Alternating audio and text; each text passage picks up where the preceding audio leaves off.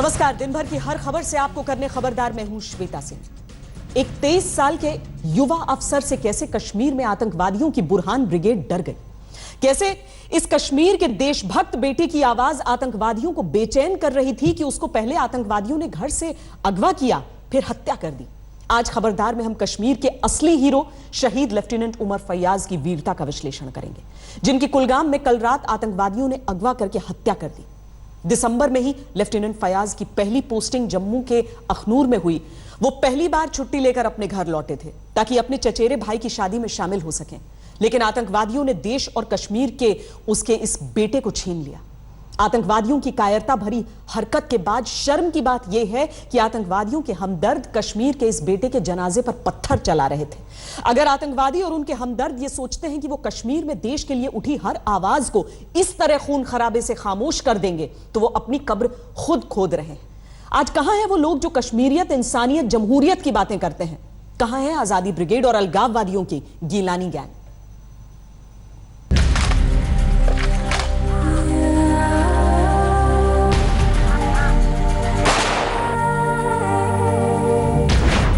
आतंकवादियों के जनाजे में आंसू बहाने वाले हमदर्द आज देख लें। आतंकवादियों को बचाने के लिए पत्थर चलाने वाले आज देख लें। आतंकवादी बुरहान को हीरो बनाने वाले जिहादी, अलगाववादी आज देख लें। कश्मीर में आग लगाने वाली आजादी गैंग और गिलानी गैंग आज देख लें। पाकिस्तान के पैसे और हथियार से कश्मीर का खून बहाने वाले आज देख लें। न कश्मीरियत, न इंसानियत, न जमहूरियत, ये है सिर्फ और सिर्फ आतंकियत।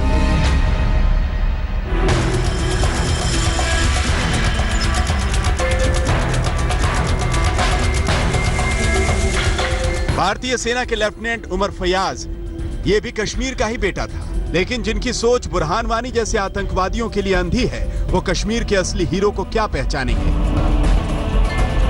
23 साल के लेफ्टिनेंट उमर फैयाज ने भी बंदूक उठाई, लेकिन देश की रक्षा के लिए।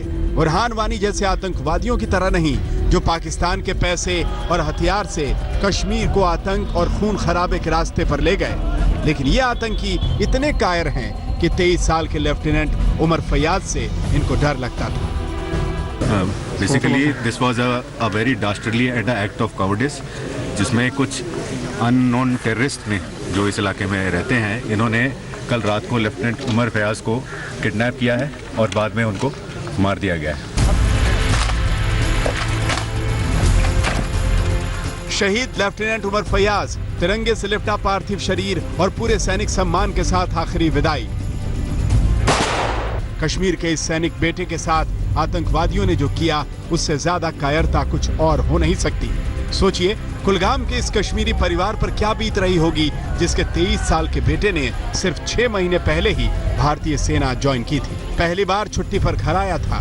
पहली छुट्टी ही कश्मीर के इस बेटे की आखिरी छुट्टी। उमर फैयाज जैसे कश्मीरी बेटों से कश्मीर के ये कायर आतंकवादी डरते हैं। उमर फैयाज जैसे कश्मीरी बेटों पर ये आतंकवादी और अलगाववादी बौखलाए हुए हैं, क्योंकि ये देश की बात करते हैं, देश की सेना और सिस्टम में शामिल होते हैं, आतंकवाद और अलगाववाद की राह नहीं चुनते, पत्थर नहीं उठाते, कश्मीर के असली रोल मॉडल बनते हैं। यही बात तो कश्मीर के कायर आतंकवादियों को बेचैन करती है। इसीलिए जब लेफ्टिनेंट उमर फैयाज पहली बार सेना से छुट्टी लेकर अपने घर कुलगाम अपने चचेरे भाई की शादी के लिए आए, तो सेना के इस युवा अफसर को कल रात आतंकवादियों ने अगवा करके और फिर गोलियों से छलनी कर दिया।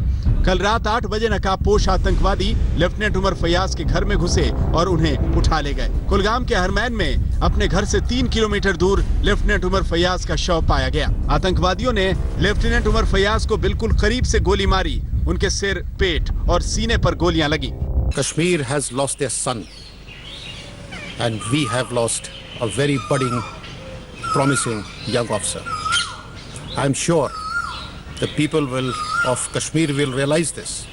They will join hands and they will hit back at these perpetrators. Lieutenant Umar Fayaz की अगवा करके हत्या करने की कायरता के बाद भी आतंकवादियों और उनके हमदर्दों को शर्म नहीं आई कि किसी के पार्थिव शरीर और किसी के जनाजे पर तो पत्थर न मारे। लेकिन ऐसा नहीं हुआ। आतंकवादियों के हमदर्दों ने शहीद लेफ्टिनेंट उमर फैयाज की आखिरी विदाई पर भी पथराव किया। कहां गई कश्मीरियत, कहां गई इंसानियत।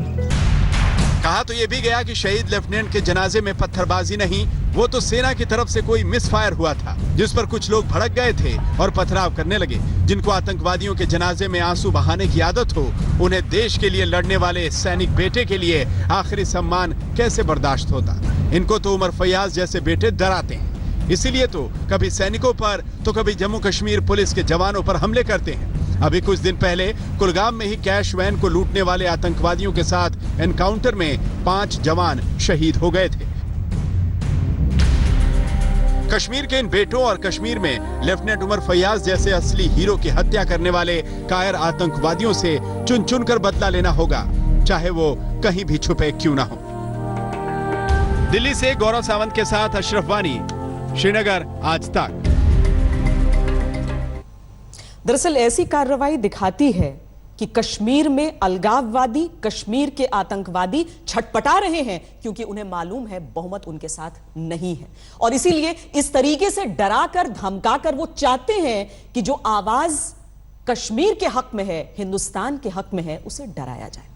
कश्मीर में अलगाववाद और आतंकवाद के हमदर्द और हिमायती उन सभी आवाजों को खामोश करना चाहते हैं जो आवाज आतंकवाद और अलगाववाद के खिलाफ उठती है, जो आवाज देश के लिए उठती है, जो आवाज कश्मीर को हिंसा के रास्ते से हटाने के लिए उठती है। उमर फैयाज जैसे कश्मीर के बेटे ही कश्मीर के असली नायक हो सकते हैं, कश्मीर के असली रोल मॉडल हो सकते हैं।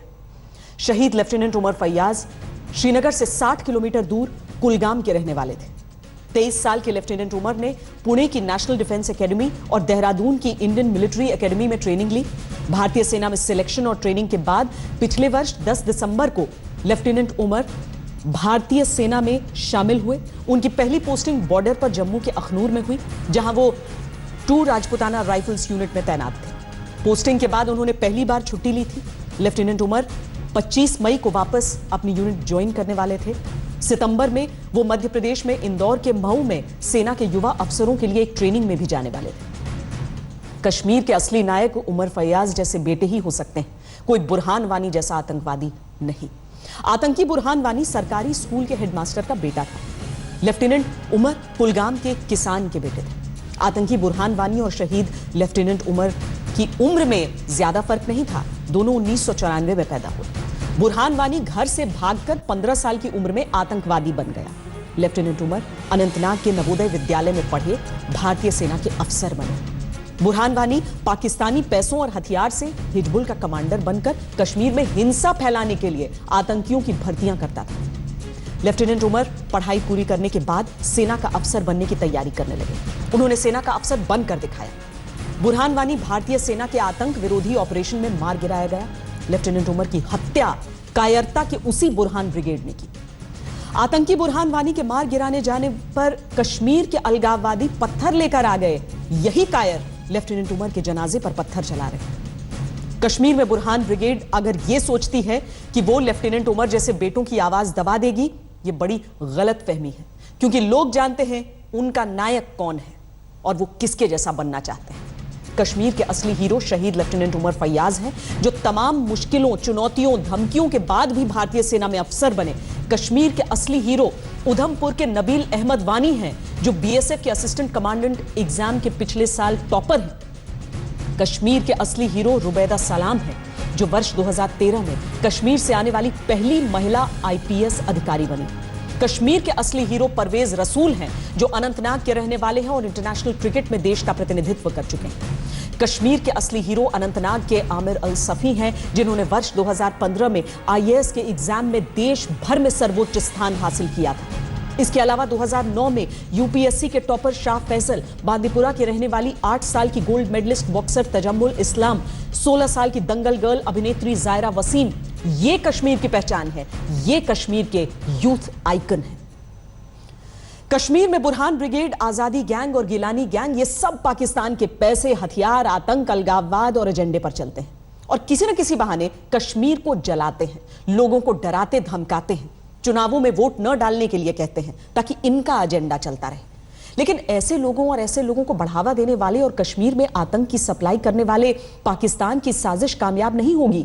पाकिस्तान की एक और साजिश में आज एक सुराख हुआ है, जो साजिश उसने भारतीय नागरिक कुलभूषण जाधव के मामले में रची थी। कुलभूषण जाधव पर झूठा ड्रामा करके उन्हें सीक्रेट मिलिट्री कोर्ट से फांसी की सजा सुनाने वाले पाकिस्तान को इंटरनेशनल कोर्ट में अलर्ट मिल गया है। जाधव की फांसी की सजा पर भारत ने स्टे ले लिया है और पाकिस्तान की इस पर आधिकारिक तौर पर बोलती बंद है। कहा कि वो कुलभूषण जाधव के केस में किस मुंह से इंटरनेशनल कोर्ट का सामना करेगा। अभी तो पाकिस्तान की आधिकारिक तौर पर बोलती बंद है, क्योंकि इंटरनेशनल कोर्ट में जाकर भारत ने कुलभूषण जाधव की फांसी के खिलाफ स्टे ले लिया है। जब तक कि अंतिम निर्णय नहीं आता तब तक कोर्ट इस बात की तरफ निर्देश दे कि पाकिस्तान की सरकार वो सारे कदम उठाए जिससे कि ये सुनिश्चित किया जा सके कि श्री कुलभूषण जाधव के ऊपर जो मृत्युदंड का मृत्युदंड है उसको क्रियान्वयन न किया जा सके, और पाकिस्तान सरकार कोर्ट को भी बताए कि उसने क्या ये इस संबंध में क्या कार्रवाई करी है। लेकिन सबसे बड़ा सवाल यह है कि क्या इंटरनेशनल कोर्ट की बात पाकिस्तान मानेगा, क्योंकि कुलभूषण जाधव से मिलने के लिए भारत आधिकारिक तौर पर पाकिस्तान से 16 बार कह चुका है। भारत ने जाधव केस में पाकिस्तान से चार्जशीट समेत सब पेपर देने को कहा, वो पाकिस्तान ने नहीं दिए। कुलभूषण जाधव के परिवार की उस अपील के स्टेटस के बारे में भी कोई जानकारी नहीं दी गई जो फांसी के फैसले के खिलाफ की गई। कुलभूषण जाधव कहां पर है, उसका हाल क्या है, इसके बारे में पाकिस्तान कुछ भी बताने के लिए तैयार नहीं है। भारत इंटरनेशनल कोर्ट इसी को लेकर गया कि पाकिस्तान की हरकतें वियना अंतर्राष्ट्रीय समझौतों का सीधा सीधा उल्लंघन है। कुलभूषण जाधव के केस में इंटरनेशनल कोर्ट में भारत का पक्ष मशहूर वकील हरीश साल्वे रखेंगे। Well, you must congratulate the government of India. They have been completely on top of this problem. We had our papers ready in time. We waited for the opportune moment. We moved to court. It's a recognition that the court feels we have a serious case. Next week we are on call from Monday onwards. Monday, I think, is a possible date for hearing. Let's see where this goes.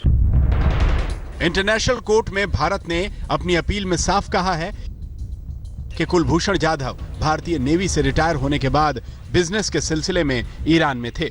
उन्हें Iran से kidnap किया गया और 3 मार्च 2016 को बलूचिस्तान में उनकी गिरफ्तारी दिखाई गई। जाधव की गिरफ्तारी के बारे में भारतीय अधिकारियों को 25 मार्च 2016 को बताया गया और सीक्रेट मिलिट्री कोर्ट ट्रायल में कुलभूषण जाधव को पिछले महीने फांसी की सजा सुना दी गई। सुषमा जी ने बहुत इस पे काम किया। हरीश साल्वे जी को नियुक्त किया गया उसका केस रखने के लिए, और अच्छी बात है। हमें पूरा विश्वास है कि भारत के पक्ष को पूरी दुनिया के अंदर सराहा जाए। ऐसा मानता हूं ये भारत की बहुत बड़ी विजय है, और जिस प्रकार से पाकिस्तान फांसी देने का विचार कर रही थी, प्रयास कर रही थी, स्केपगोट बना रही थी, उसके ऊपर एक पाकिस्तानी विदेश मंत्रालय के सलाहकार सरताज अजीज को जो चिट्ठी लिखी थी उसे पाकिस्तान ने मान लिया है।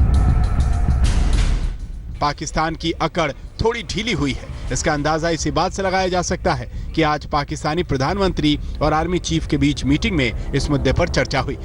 पाकिस्तानी सेना के प्रवक्ता ने भी नरमी वाला बयान दिया कि अगर इंटरनेशनल कोर्ट से कोई रिक्वेस्ट आई है तो पाकिस्तानी सरकार इसका जवाब देगी। अभी तो सवाल यही है कि क्या पाकिस्तान कुलभूषण जाधव पर भारत को काउंसलर एक्सेस देगा। आज तक ब्यूरो। खबरदार में अब हम आपको जम्मू कश्मीर ले चलेंगे, जहां दुनिया के सबसे ऊंचे रेलवे पुल को तैयार करने का काम जोर शोर से चल रहा है। आज तक की टीम ने चिनाब नदी पर बन रहे आईफिल टावर से भी ऊंचे रेलवे पुल के निर्माण कार्य का रियलिटी चेक किया है। चिनाब नदी पर बन रहा दुनिया का सबसे ऊंचा रेलवे ब्रिज कटरा के बक्कल और श्रीनगर के कौड़ी को जोड़ेगा। इस रेलवे ब्रिज की नदी के तल से ऊंचाई 359 मीटर होगी, जिसे बनाने में करीब 1100 करोड़ रुपए की लागत आएगी। इस पुल का निर्माण कार्य साल 2019 तक पूरा होने की उम्मीद है, जिसे बनाने में 1400 इंजीनियर और मजदूर दिन रात काम कर रहे हैं। चिनाब नदी पर बन रहे दुनिया के सबसे ऊंचे रेलवे पुल को फिनलैंड और जर्मनी के एक्सपर्ट्स ने डिजाइन किया है।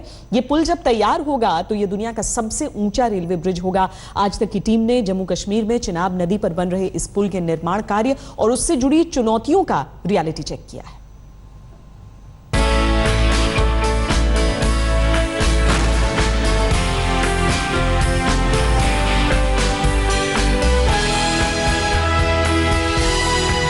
एफिल टावर से 35 मीटर ऊंचा रेलवे ब्रिज। ये ब्रिज इतना ऊंचा है कि इससे हम कह सकते हैं कि एफिल टावर से भी ज़्यादा ऊंचा है, और इसकी जो ऊंचाई है 359 मीटर की ऊंचाई है ब्रिज की। कुतुब मीनार से भी 5 गुना ऊंचा रेलवे ब्रिज।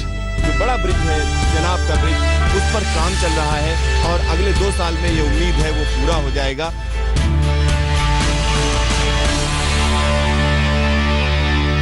कटरा से बनिहाल के बीच 111 किलोमीटर लंबे रेल लिंक पर चेनाब नदी पर बन रहा रेलवे ब्रिज जब बनकर तैयार होगा तो ये दुनिया का सबसे ऊंचा रेलवे ब्रिज होगा।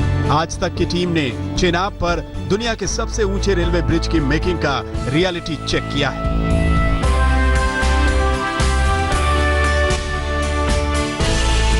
कटरा बनिहाल रेल लिंक की कुल लंबाई है 111 किलोमीटर। मैं आपको बता दूं कि जो आप पीछे नदी देख रहे हैं वो चेनाब नदी है, वो इस इलाके की एक मेन नदी है और सबसे बड़ी बात यह है कि इस नदी की वजह से ये जो पूरा का पूरा रेल लिंक है इसको हम कह सकते हैं कि एक बड़ी चुनौती के तौर पर उभरा है। और इसकी अगर लंबाई में देखें तो 111 किलोमीटर में 97 किलोमीटर की जो लंबाई है वो सिर्फ टनल्स की है और 27 टनल्स बनाई गई हैं पूरे इलाके में जिन पर काम चल रहा है और इसके अलावा 37 जो है ब्रिजेज बनेंगे और उसमें कुछ ब्रिज बन चुके हैं, कुछ बनने हैं और जो बड़ा ब्रिज है चेनाब का ब्रिज उस पर काम चल रहा है।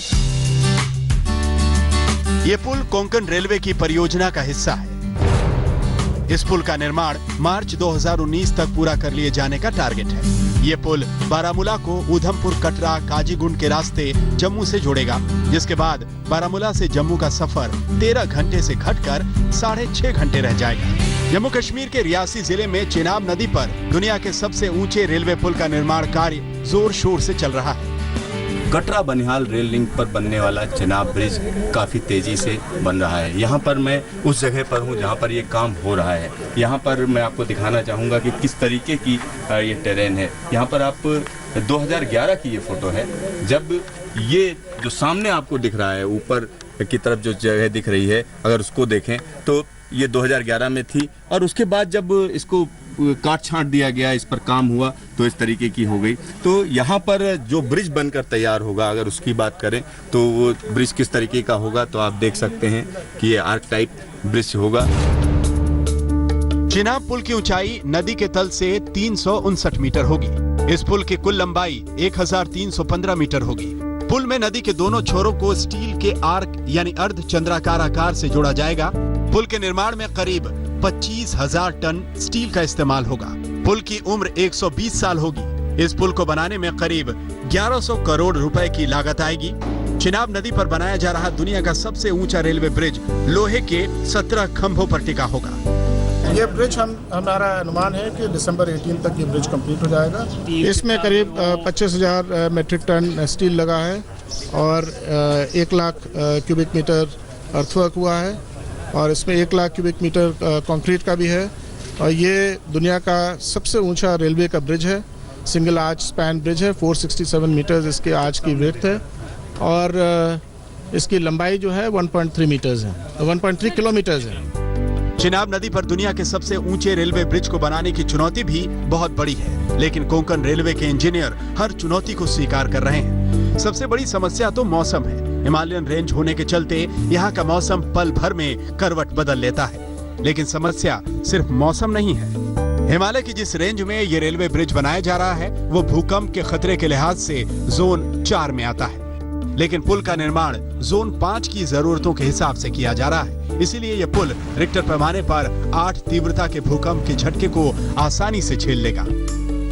हिमालय काफी फ्रेजाइल है, इसमें भूकंप ढेर सारे भूकंप आते हैं, तो भूकंपों के लिहाज से भी एक सुरक्षित कहा जा सकता है, क्योंकि जो सुरंगों के अंदर से जब ट्रेन चलेगी तो जो भूकंप का प्रभाव होता है वो ज़्यादातर सरफेस पर होता है, यानी सतह पर होता है, चट्टानों पर दिखता है, तो उस तरीके के प्रभाव इस लाइन पर नहीं दिखेंगे।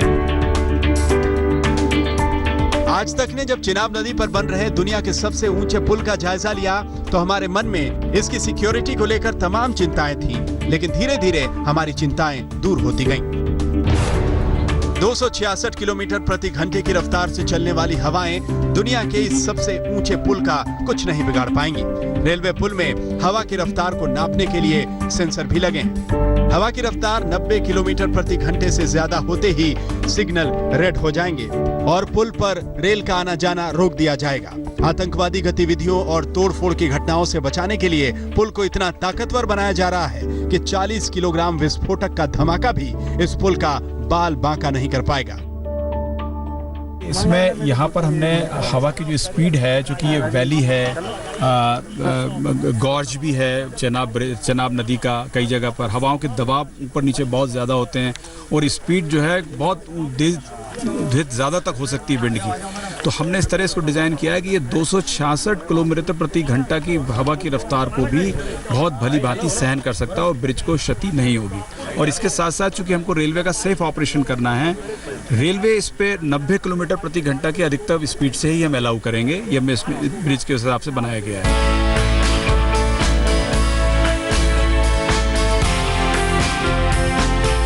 चिनाब नदी पर दुनिया का सबसे ऊंचा पुल बनाने का यह प्रोजेक्ट वाजपेयी सरकार के दौर में शुरू हुआ था। साल 2002 में चिनाब रेल ब्रिज के निर्माण का काम शुरू हुआ था, लेकिन साल 2008 में असुरक्षित बताते हुए इस पुल के निर्माण कार्य को रोक दिया गया। लेकिन साल 2010 में पुल का काम फिर से शुरू कर दिया गया। अब ये पुल एक नेशनल प्रोजेक्ट घोषित हो चुका है और मोदी सरकार ने इस प्रोजेक्ट को 2019 तक पूरा करने के निर्देश दिए हैं और अब तक पुल का 60% काम पूरा हो चुका है। उम्मीद है कि अब की बार डेडलाइन मिस नहीं होगी। चेनाब ब्रिज पर जोर शोर से काम चल रहा है। यहाँ पर आप देख सकते हैं कई लोग जो है इस समय काम कर रहे हैं और यहाँ पर जो काम चल रहा है वो रात दिन काम चलता रहता है। यहाँ जो आप काम कर रहे हो, आप कहाँ से आए हुए हो? सर मैं बिहार से आया हूँ, रोहतास जिला बिहार। अच्छा, यहाँ कितने दिनों से आप काम कर रहे हैं? काम करने में मजा आ रहा है? हाँ सर मजा आ रहा है। 2010 साल से हम लोग यहाँ पर काम कर रहे हैं, हर चीज़ के लिए ठीक है। अच्छा, यहाँ पे जो आप ये काम कर रहे हैं इसमें क्या करने जा रहे थे आप? इसमें सर जहाँ पे लेवल कर रहे हैं इसको मैच कर रहे हैं ताकि इसका जो सरफेस है बराबर रहे। भारतीय रेलवे के इंजीनियरों का दावा है कि चेनाब नदी पर बनने वाला रेलवे पुल दुनिया का सबसे ऊंचा रेलवे पुल तो होगा ही, साथ ही इसकी डिजाइनिंग भी स्टेट ऑफ द आर्ट होगी। इस रेलवे ब्रिज पर दोनों तरफ मेंटेनेंस के लिए सर्विस लेन भी होंगी, यानी अगर पुल से ट्रेन गुजर रही है तो भी कर्मचारी मेंटेनेंस का काम कर सकते हैं। इसके अलावा ब्रिज की इतनी ऊंचाई पर जाकर मरम्मत करने के लिए रोपवे लिफ्ट भी बनाई जाएगी। इस रोप लिफ्ट में ऐसे सेंसर लगाए जाएंगे कि लिफ्ट या रोप में खराबी आने पर फौरन पता चल जाएगा। इस समय मैं चेनाब नदी पर बन रहे सबसे ऊंचे ब्रिज की डेक पर खड़ा हूं। यहां पर आप देख सकते हैं कि किस तरीके की जगह है, किस तरीके का टेरेन है। आसपास के इलाकों की बात करें तो हिमालय के बीच में ये लाइन होकर गुजर रही है। यहां पर उस जगह पर खड़ा हूं जहां से ट्रैक बिछेगा।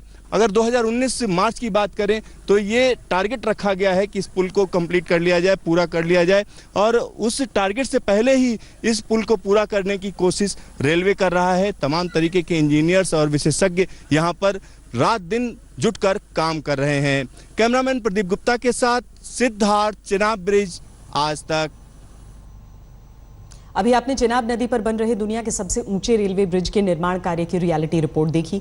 वो रेलवे ब्रिज कश्मीर घाटी को बाकी देश से जोड़ने वाले Katra Banihal rail link project का हिस्सा है, जिसका निर्माण कार्य 2021 तक पूरा होने का लक्ष्य है। कटरा बनिहाल रेल लिंक बनाने के लिए 111 किलोमीटर रेलवे लाइन बिछाई जा रही है। 111 किलोमीटर लंबी इस रेलवे लाइन में 97 किलोमीटर की रेल लाइन सुरंगों के बीच से होकर गुजरेगी, जबकि 10 किलोमीटर की रेल लाइन पुलों से होकर निकलेगी। इस रेल लाइन पर कुल 27 सुरंगें और 37 रेलवे ब्रिज बनाए जा रहे हैं, जिसमें चिनाब नदी पर बन रहा दुनिया का सबसे ऊंचा रेलवे पुल भी शामिल है। इस लिहाज से देखें तो पूरा का पूरा कटरा बनिहाल रेल लिंक ही इंजीनियरिंग के लिए चुनौती है, जिसे पूरा करने में भारतीय रेलवे कोई कोर कसर नहीं छोड़ रहा है।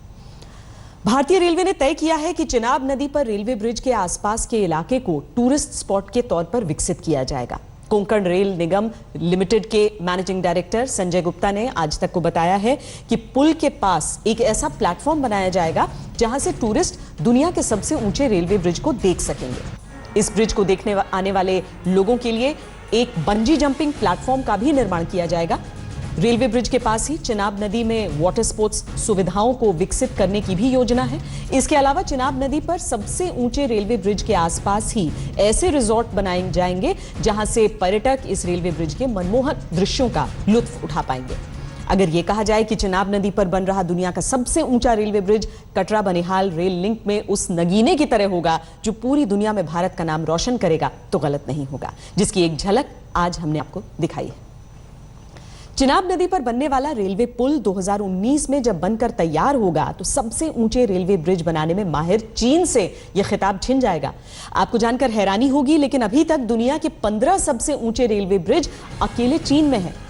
दुनिया के सबसे ऊंचे रेलवे ब्रिज का रिकॉर्ड चीन के नाजिहे रेलवे ब्रिज के नाम है, जो चीन में बेपान नदी पर बना है। इसकी ऊंचाई 310 मीटर है। दूसरा सबसे ऊंचा रेलवे ब्रिज भी चीन में बेपान नदी पर बना है। इसकी ऊंचाई 295 मीटर है, जबकि चीन में बेपान नदी पर ही बने चीन के शुइबाई रेलवे पुल की ऊंचाई 275 मीटर है। इस तरह दुनिया के 3 सबसे ऊंचे रेल ब्रिज अभी चीन में है, लेकिन जब भारत में चिनाब नदी पर रेलवे ब्रिज बनकर तैयार हो जाएगा तो सबसे ऊंचे रेलवे ब्रिज की लिस्ट में उसका नाम नंबर 1 पर होगा। उत्तर प्रदेश में समाजवादी पार्टी की सत्ता चली गई, लेकिन समाजवादी पार्टी के नेताओं और रिश्तेदारों की दबंगई नहीं गई, जिसकी तस्दीक करने वाला एक वीडियो आज सामने आया। इसे आपको दिखाते हैं। एटा के कोतवाली थाना में लाल रंग की शर्ट पहने एक युवक पुलिस वाले को थप्पड़ मार रहा है।